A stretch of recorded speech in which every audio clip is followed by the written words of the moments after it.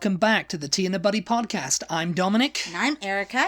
And today's episode is going to be places we want to go, the Highlands and the Islands. I think we've been promising this podcast. We've been promising this podcast months. for 25 years.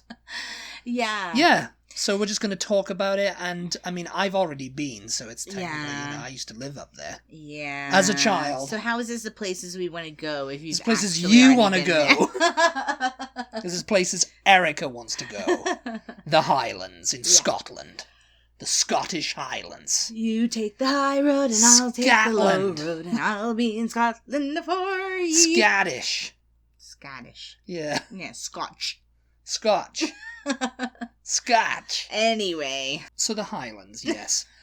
I lived up there. Well, I mean, my grandmother, well, both my grandmothers were from there. Yeah. But your mom's pretty much entire side of the family. Just all Highlands. Highlands and Islands. Yeah. That's it. Yeah, that they were there. That was their ancestral. It's my ancestral home. Yeah. Yeah, and the reason I know that is because I've done his genealogy. Yes, and he used to come to me and ask me a Ross and Cromartyshire. Yes. Ross and Cromartyshire. And what, Inverness? It was called Rossshire when I was a kid, though. And Aberdeenshire, I think. Aberdeenshire, yeah, that's technically kind of not part of the Highlands. Is it not? Yeah, it's on the east. So it's, okay. you know, there's a border, it's just north of Stirling. Tell us where the Highlands is. Like, when you say that, the Scottish Highlands, like, where specifically are you talking about? I mean, people who aren't familiar with the geography of the UK, I mean, they're not let me just stop you right there, because people who are not familiar with the geography of the UK do not even necessarily know that Scotland is attached to England. Yes. I mean, it'd be interesting to know. I mean, did you know did you know that Scotland is attached to England? Or is part of the UK or whatever? Because, you talk to a Scottish person, the average one doesn't want anything to do with England, and they're just like, oh yeah, Scottish, and do that. And so you think it's like this place that's separate from England, it's nowhere near, I've heard a lot of them don't like to be called British. They don't want to be referred to as being British. They want to be Scottish, and that's it. I mean, I'm sure there's a few Scots up there that would. I mean, maybe not in the Highlands, I don't know. Because it's a hotbed of rebellion. The Jacobite rebellion. You know, Bonnie Prince Charlie. I think we're probably going to mention some of the YouTubers we watch a couple times during this podcast, because it seems like a lot of them have been up to the Scottish Highlands. Well, first, I went to like describe two very, very different experiences from both American couples. Oh, okay. So the first couple that we follow on YouTube went up, they traveled all around Scotland, but up in the Highlands, apparently they were treated pretty poorly by the Scottish people. They were like quite, oh, you're American, what are you doing here? We don't want to help you. They were quite rude. They were quite rude to them. They had pretty bad experiences with people in the Highlands. And then we have another couple who went up there, and they were all so lovely. They're just so nice, and they're so sweet, and they're wonderful, and they're the nicest people you'll ever meet. And they heard our accents, and they just wanted to help us, and they wanted to know where we were from. And so I don't know. They just caught the Highlands on a bad day, the first couple, I think. No, because I mean, Scottish people, all over Scotland. I was a little concerned. All over Scotland, they're noted for their dour and kind of like grumpiness, just basically like, don't want to be bothered, and it's just like, and even their sense of humor. So sense of humor is just very dark and very Scottish. Yeah, their sense of humor seems you don't get that they're just joking. I know, because they're deadpanning it, and all it the seems time. like, oh, that was a bit rude, but they're really just kidding. Yeah. I mean, there you go. There's the British sense of humour right there, Yeah. That's common all over the UK, but I've never been to Scotland, let me just say that. Oh, that. yes, you've never been to Scotland? Anywhere in Scotland. I mean, I haven't been to Scotland in 25 years. Yeah. It's been a while. So, yeah. But Hastia back to Scotland. So I need to go back. That was 25 years ago at this point. Yeah. Hastia back to Scotland. I mean, I lived up in Ullapool, which is in the Highlands, and I lived in the Isle of Arran, which is in the Lowlands. Yeah. Because that's a historical region, you know. They started to come out during the Middle Ages and, like, you know, just a bit later on during the Jacobite Rebellion, when the Lowlands was where the English Scots, the ones who were loyal to the crown, lived. You know, and they were all rich and they had lovely houses and they were all nice. And then the Highlands, it was very poor and, you know, remote, and the clan mentality was, you know, the Highland way of life still existed, you know, until, you know, the 1745 Jacobite Rebellion, and then the Highland clearances happened after that, you know. Scotland, you know, and all that. But, you know, there's still monuments and stuff up there, because, you know, it's crazy. You know, you see pictures of it, and you see film of it. Yeah. Like, they try to capture it on film, and it just does not do it justice. I don't know if I agree with you. I mean, I've never been there, but... No, I mean, you know, it does look amazing on film. But what I've seen in Outlander, I mean, Skyfall, they did it, most of the latter half of the film takes place up there. What was that other one that we watched about, what did it have? Liam Neeson in it. Liam Neeson? And he was, like, some big Scottish, like... Rob Roy? That's it. That was filmed up there as well, wasn't it? And it looks amazingly beautiful, so I don't know what you're talking about. I mean, yes, it does. I mean, I'm not saying it does, you know, it doesn't do it justice. It looks crap on film or everything up, but no, just being there, it's like, wow. You know? Yeah, it doesn't look real. Because there's a lot of mountainous regions up there. That's most of them are, I think, of the UK, you know? Yeah. It's very mountainous, but then there's, like, moors and glens. Yeah. And it's just, and lochs. Yeah. It's like a magical place. You know, if you go there, you think, oh yeah, magic, you know, the fairies live there, and goblins live over there, and, you know, and wizards, and that's why probably she put, J.K. Rowling put Hogwarts as being up there, you know? Yeah. It's in the Highlands somewhere, you know? We were reading, I don't know if you guys listen to all our podcasts, but... Yes, you do. You love them. On Tuesday, we were talking about the legend of King Arthur. The legend. And I think you found out when you were researching the Highlands. In the Caledonia Forest region. Yeah, which is where? It's concentrated around the Highlands, you know, it's no, like, one area. Oh, you know, yeah. It's just kind of, like, all over. Uh-huh. It's kind of like its own biome, even, really, you know, it's just, like, because it's got, like, the pine trees and everything, and that's kind of, like, the magical forest, where, like, King Arthur had a battle in Matters of Britain, and Merlin apparently retreated there during some kind of, like, you know, crisis. Oh, yeah. And he went to live out in the forest, you know, because he was just like, you know, because it just looks all magical. And you're always going on about, oh, I've been to England, there's no trees. It's like, there's bloody trees up there. No trees here, no trees. We're going to have people sending me pictures of trees all around Britain. And forests. Forests and trees. There's a tree, Erica.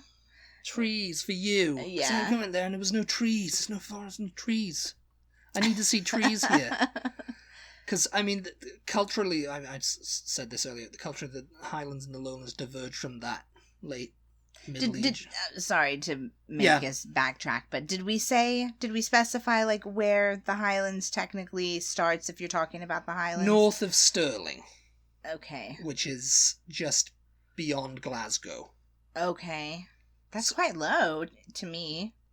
No, it's not, because, you know, you've got the Scottish borders and Glasgow. Yeah, I guess so. Then you've got Stirling further on, and it's kind of like a diagonal line. Okay, yeah. And, I mean, Greenock and everything, you know, that's where it's all kind of like... Richard Wilson, funnily, who was in Merlin, is from Greenock. Oh, yeah. Originally. So, yeah, it just starts... It's quite a vast area, because it takes in the Isle of Lewis... And all the Western Isles too, you know, like Oban and all that, you know. So, and I guess Shetlands too, but Yeah. I mean they're quite. It's kind of interesting to me how much of like a separation there is, and I guess it's because of the fact that the bottom part of Scotland was more leaned more towards the crown. Yeah. England and but it's almost like two countries in itself in a way, yeah. really, isn't it? Yeah. Yeah. And I mean it's still kind of divided because there's still quite a lot of people up there that want to remain part of the UK. You know, because of the independence and stuff like that. Up, you know, up in the Highlands. Yeah. Oh, yeah? Well, and I mean in Scotland itself, you know. Mm-hmm. Yeah. There's still, you know, people want to remain part of the UK, and then there's people up in the Highlands who are like, yeah, independence from them, you know. Yeah. And what is the accent like up there? Is it any different from the rest of Scotland? There's the Glasgow accent is quite the most familiar Scottish accent, you could say. Then Edinburgh's kind of like more refined. Mm. But the Highlands is it's higher. Yeah. It's all really higher. Is it thicker than the rest of... Oh, yeah. Yeah. You probably would, because they speak quite fast up there, too. Mm-hmm. What are you doing here? You know? Yeah, It's kind of like really fast. Yeah. What are you doing here? You know? I mean, because Inverness is like the biggest city there. Yeah. And it's kind of expanded over the years. I mean, we've talked a bit about the Highlands in some of the Outlander podcasts that were so popular amongst our listeners. I say that sarcastically. I mean, yeah. That actually, they filmed a lot of Outlander in Scotland, but that was on the Isle of Lewis. What was that? Craignadoon and all that, you know. Oh, yeah. I don't think I knew that. Yeah, that's where they filmed it. Yeah, and I mean that's supposed to be just off Inverness. Somewhere Craignadoon, wasn't it? Near Culloden. Yeah. Which is historically where it actually Culloden Moor is where the battle was fought. Yeah. And that's actually in Stornoway. There's some stones in Stornoway, the Isle of Lewis, somewhere. Yeah. So that's. And I mean, so much of Outlander was filmed around Scotland. Yeah. It's sparsely populated as well. The Highlands. Yeah. Yeah, I mean, it's just little villages. I like the idea of that. Ullapool is. When I was a kid, Ullapool seemed like the end of the earth. Yes. I'd go up there, and it was just like, there's nothing here. It's like the end of the earth. Yeah. It's the loch, and then there's the sea, and then there's like not many people around here, and there's like mountainous region in the background. And it's like, where am I? As a kid, and it was fun as a kid, I suppose, because there was a lot of like things to run about and explore and stuff. Mm-hmm. And I mean, it's growing now. There's Ullapool itself, and I mean, it's not that far from Inverness. It's just a little bit further north. I remember you were surprised. You saw in some pictures or something that there was a Tesco's in Ullapool. There was a Tesco there, yeah, because this is like a small fishing village. That I remember going. There was only like one little store in like the Key Road. Yeah. I think it's called the Key Road actually. And that was where you got your groceries from, Yeah. It's just this tiny little store. That's the kind of thing I want to see when I go it's to, all gone Britain now. It's all gone now. There's a Tesco, there's an Asda up there. I want to go to, like, little towns where there's not, like, chains. But, there's still that in the Highlands. Yeah. You go, you do the North Coast 500, which is a 516-mile... scenic route around the north coast of Scotland. Yeah. Again, starts and ends at Inverness Castle. Again, several of the travel vloggers that we watch have recently been doing that. Yeah, it's only been kind of opened recently. It looks so beautiful, like just amazingly gorgeous. The tourist board of the Highlands designated it the NC 500, and it's just like you can take out all little tiny villages. I did remember seeing a sign in somebody's window though that was like, go home NC 500. Yeah, because Is this bringing too much tourism? Yeah, I guess people go up there, to escape. I mean, when you think about, Paul McCartney didn't go too into the Highlands, but he went to a remote part of Scotland. Mm-hmm. And I'll talk about it later, but John Lennon actually visited Durness as a child. Oh, yeah. And, again, later on, which has gone down in the folklore. Yeah. But yeah, no, I can see people who live on these little tiny villages and stuff like that, and some tourist is coming through and, they could be from England or they could be from the USA or whatever, and they're just like, yeah, this is great, yeah, and they're just like, we don't want you here, go away. Is there anywhere to get some haggis? I've heard that the thing to try up here in Scotland is haggis. I got my kilt on. I'm okay. Yeah, I'm just looking for some haggis. Like the Donald Trump type people coming through there. Which, funnily enough, he's got a golf course up there, isn't he? In the Highlands? I think it's in the Highlands somewhere. Oh, gosh. Which was never wanted. But yeah, the NC 500, it runs through the traditional counties of Inverness-shire, Ross and Cromartyshire, as you call it, Sutherland and Caithness, and it works clockwise. It starts at Inverness and runs via Muir of Ord. See, that's a magical name, Muir of Ord. Yeah. Applecross, including the Bealach-na-Ba. There's a lot of Gaelic spoken up there too. Yeah. Gaelloch, Ullapool, Scurry, Durness, Castle of May, Thurso, John O'Groats, Wick, Dunrobin Castle, Dingwall, then back to Muir of Ord and Inverness. So you just kind of go all the way around the outline. Yeah. Because in the middle there's pretty much nothing. Mm. It's just no man's land, really. There's a lot of there's forest and there's mountain, the Grampians and everything are there.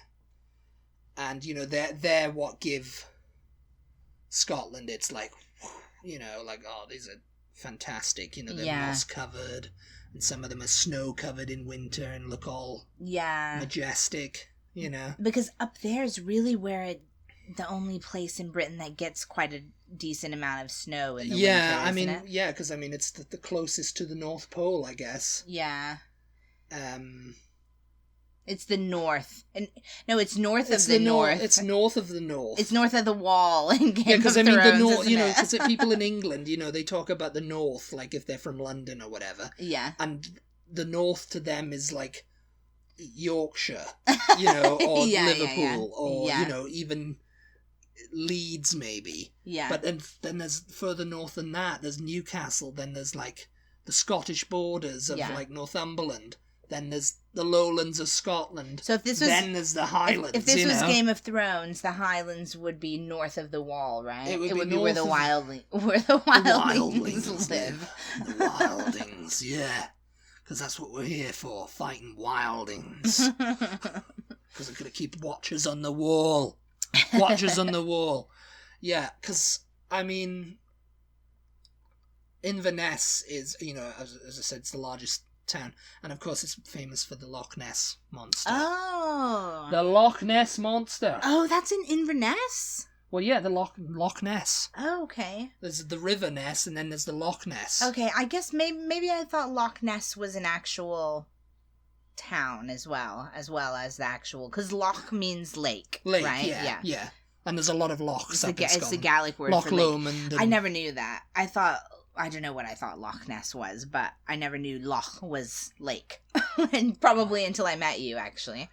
But I think I thought that maybe there was just a town with that name, but it's just outside of Inverness? It's just outside of Inverness. Oh, okay.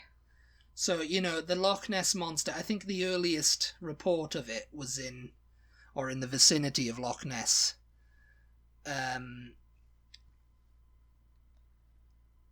Was written in the 6th century, apparently, according to Adamin or Abnan or something, writing about a century after the events described. Irish monk St. Columba was staying in the land of the Picts with his companions when he encountered local residents burying a man by the River Ness. They explained that the man was swimming in the river when he was attacked by a water beast that mauled him and dragged him underwater. despite their attempts to rescue him by boat. So that was and that's where skeptics go, well, it was in the River Ness and not Loch Ness. Yeah. You know. Are they attached? They're attached, yeah, because the River Ness feeds it. Yeah, okay. Because it's quite huge, isn't it? It's huge, and it's not. deep. It's not a small little lake. Like it's quite. It's yeah, sizable. It's sizable. It's not as sizable as the Great Lakes, but you know, it's. Yeah. Yeah, and I mean, then later on, like down the centuries, sightings here and there happened, but then interest really picked up. And that famous in the 30s. Yeah. Okay. Yeah, when an article was published in the Inverness Courier in 1933 about a large beast or whale-like fish, and it was like it was by the water bailiff for Loch Ness, who said he was talking about some woman who was the wife, who was husband and wife team who were driving around. Yeah. In that time, and they saw this like huge beast, you know, in the water, and they were driving on the 882, and you know that's when it kind of like took life. Yeah. And then there was Are they the ones that took the picture? No. Okay. That was a year later. The surgeon's photograph, which for years was kind of like, oh, is it? It could be, and then it was finally, nah, it's a hoax. I don't know that I knew that they officially were like, yeah, this image is doctored, like this is faked. What happened was, when did they find that out? What actually it depicted wasn't until the 1990s when one of the guys died, because it was a conspiracy. It was a group of people. Okay. Some of his personal involving some guy named Morris Chambers in 1994. Some of his personal papers revealed that the photograph had been an elaborate hoax by a group of conspirators. The photo had been taken by Marmaduke Wetherell, who was a big game hunter and filmmaker, and he was working for the Daily Mail. Mm-hmm. And he'd said something about Nessie's feet or something, and they'd publicly ridiculed him. Oh, yeah. So, in revenge, he thought, well, I'm just going to buy a toy submarine. Okay. Stick some wood plastic to it and pull it along. Because that's how they looked at the original negative, and in every one of the negatives, or every one of the shots, there was this little white dot, and they couldn't explain what that was, and then they were just like, it's been pulled. Oh, yeah. You know, someone's pulling it. Wait, there was... Okay. So people who were analysing it, but they just theorised, oh, it's been pulled, and this was like in the 70s and 80s and stuff. But how could they even tell it was moving? Because it wasn't video, was it? It was just a photograph, yeah. But there was a couple of like photos, but the one that's famous is the one with just the head, and it's been cropped, and every time I guess that's the only one I've ever seen. Yeah. I didn't know. But it was a toy submarine with like a wooden like head and neck. I never knew. And it was taken by this Robert Wilson, and he was selected as the front man for the whole thing. Yeah. Because he was a surgeon, and it would lend credibility. And oh my god. Yeah, it was just all together. And he says, oh yeah, you know, they finally came clean in the 90s, and everybody was like, yeah, we pretty much figured it out. I mean, I knew but that... still, you know, that does not kill the legend. I knew that everybody was like, this is not real, this is a hoax, but I didn't know that there was, like, official... Okay, yeah. Someone here it on is, his, like, you know, I don't proof. know if it was on his deathbed, but he was in his 90s. He says, yeah, I made it. You know, it was a submarine. Oh my gosh. And apparently they were taking the photographs, and the water bailiff was coming. So what he did is he knocked it down like that. You know, he got his foot on it and sank the whole thing. And it's presumably still in Loch Ness. So, so the Loch Ness monster is still there. Oh my gosh, that's so funny. But yeah, they basically just... The whole thing was constructed. I only recently read that, when that was debunked, and I was like, but has it ever officially been debunked? Yeah, I mean, the co-conspirator, because I think Marmaduke Wetherell died in the 60s. The guy who actually took the photo, who took the blame for the photographs and said he did it died in the 70s or something like that. And I think the guy who eventually, like... So the last surviving one is the only one to admit it. Gave up the ghost, you know. It was just a toy submarine with, like, wood putty and stuff. It was just... I'm glad. And they tested it out in a pond, and then they took some photos, and then they published in the Daily Mail. It was like, this is it, we've seen Nessie now. And it was just big revenge. And they were like, mwah. Yes. Some places of interest in the Highlands is the Saddle, which is one of the great Scottish mountains. And it looks like a saddle of a horse, you know. It's just like it's one of the iconic shots, especially when it's covered in snow. Oh, yeah. But when it's not, it just looks like a horse's saddle. And that forms one of the things. Of course, the Glenfinnan Viaduct is another one. You know what that is, don't you?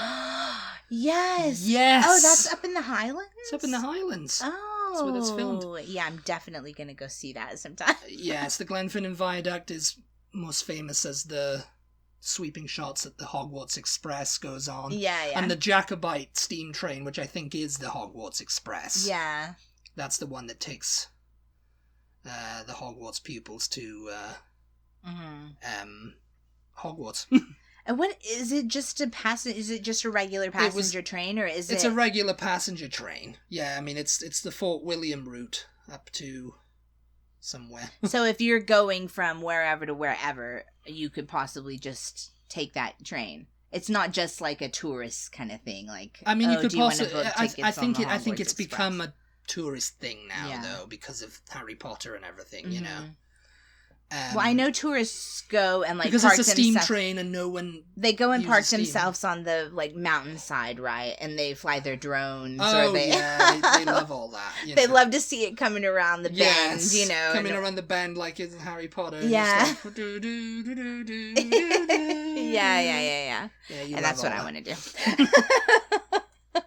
It's located at the top of Loch Shiel in the West Highlands of Scotland. I didn't know it was way up there. Yeah. The viaduct overlooks the Glenfinnan Monument and the waters of Loch Shiel. And that was where the Glenfinnan Monument is where Bonnie Prince Charlie landed in 1745 to begin the uprising. So that's been erected in his honour, you know, everything, you know. Yeah, cool. So yeah. And of course Durnis, we've talked about. What? Did we? Yeah. Okay, I don't remember. Where John spent... Oh, yes. Yeah, and apparently, In My Life was apparently written, you know, about a poem about Durnis. When he was because in his teenage years. John Lennon we're talking about. John Lennon of the Beatles, everybody. Because he had cousins, or he had cousins up there. He had an aunt that lived up there, right? Yeah. Okay, yeah. And that's where he was. You know, he went up there up until his teens. You know. Basically, his aunts shared responsibility for taking care of him. So the one that lived in Liverpool was like, "Oh, during the summers, go stay with your other aunt. I've had enough of you." Yes. And that aunt had kids. Right. Yeah. And so he had cousins up there, And he went back there in 1969 with Yoko and Julian and her child Kyoko. And they drove up there, and John was notoriously a bad driver. Yeah.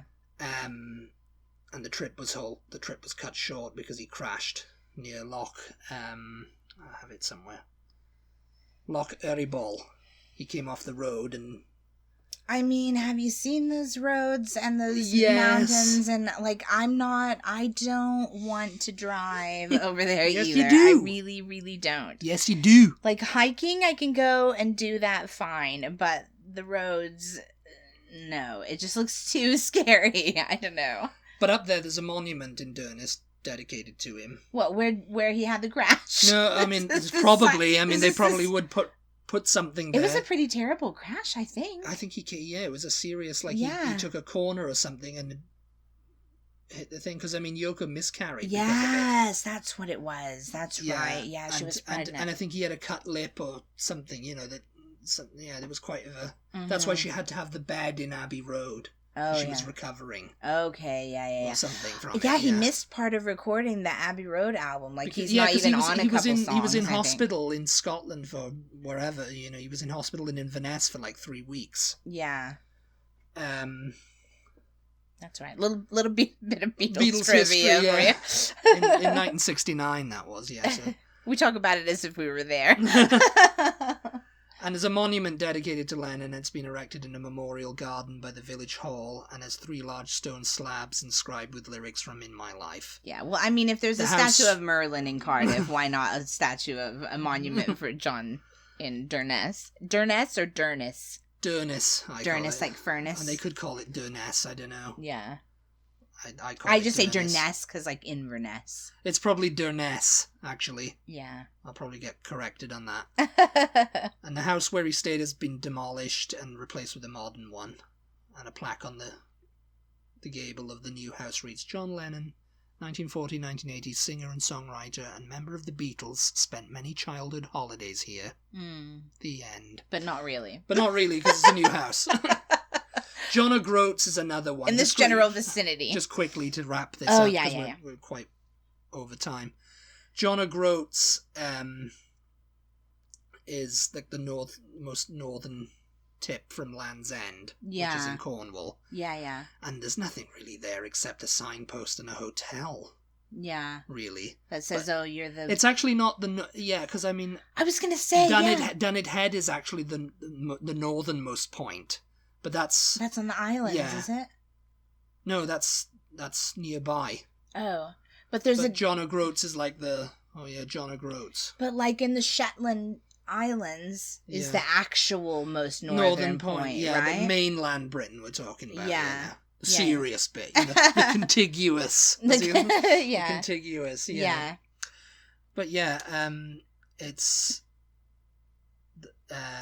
it's popular with tourists as one of the longest distance between 2 inhabited British points on the mainland. Yeah. Lanhens and Cornwall line, 876 miles southwest. It seems to be... It's not even from here to Borga, From here. What is that? Yeah, that's 500 miles from here. Oh, it's from 500 here to miles. Yeah, I'm thinking of there and back. If you're thinking though from like the northernmost Texas town to the southernmost Texas town, no, that's gonna be more than that. But yeah, no, John O'Groats, that seems like it's a very popular destination for many British people. Like they love to go there and get their picture taken with that sign. There's a sign it's like, and then the one in Cornwall as well, right? Yeah, there's like, it's like 2 things. Yeah. That's funny. Yeah, because we don't have anything like that in America that I can think of. Like, oh, this is the northernmost... The end of Route 66, I guess. I guess. And there's like a thing of like, this is the end of Route 66. Yeah, that's true. Yeah, I You're at the suppose western, something like that, yeah. Or like the Las Vegas sign. The Las Vegas sign, yeah. No, but like... Las Vegas. Yeah, I suppose so. East and west. I don't know if there's anything on the East Coast that is like... But yeah, I think so. Yeah, you're right. In the west, the end, and it's like out on by Santa Monica Pier or something. I think. Oh, this is the end of Route 66. Yeah. But yeah, the Highlands are definitely a place that I'm gonna have to go. Tomorrow. On a train and walking, probably. Train and walking. Yeah. No, we'll drive up there. No, being in a car is very scary. No. It's very scary. You'll love it because in there's a so car. many little windy You will love roads, it.